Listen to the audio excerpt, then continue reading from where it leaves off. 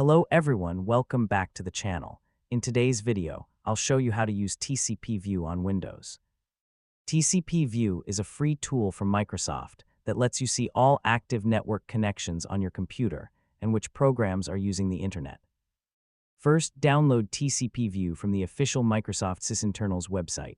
After the download is complete, open the zip file, click Extract All, and extract the files to a folder.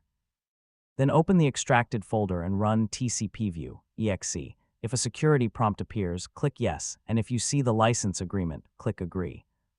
Once TCPView opens, you'll see a list of all active network connections. The process column shows which program is using the connection. PID is the process ID.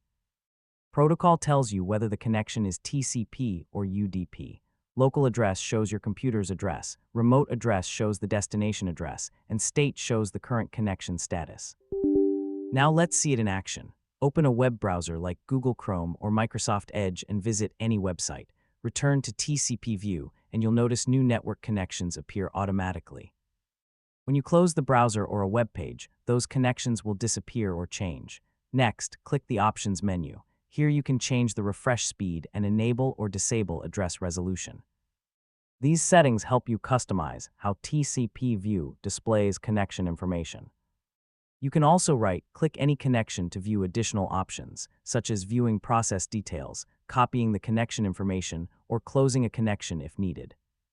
If you want to save the current list of connections, click the File menu and choose Save. That's how easy it is to use TCPView to monitor network activity on your Windows computer. If you found this guide helpful, don't forget to like this video, subscribe to the channel, and turn on notifications for more Windows tutorials. Thanks for watching, and I'll see you in the next video.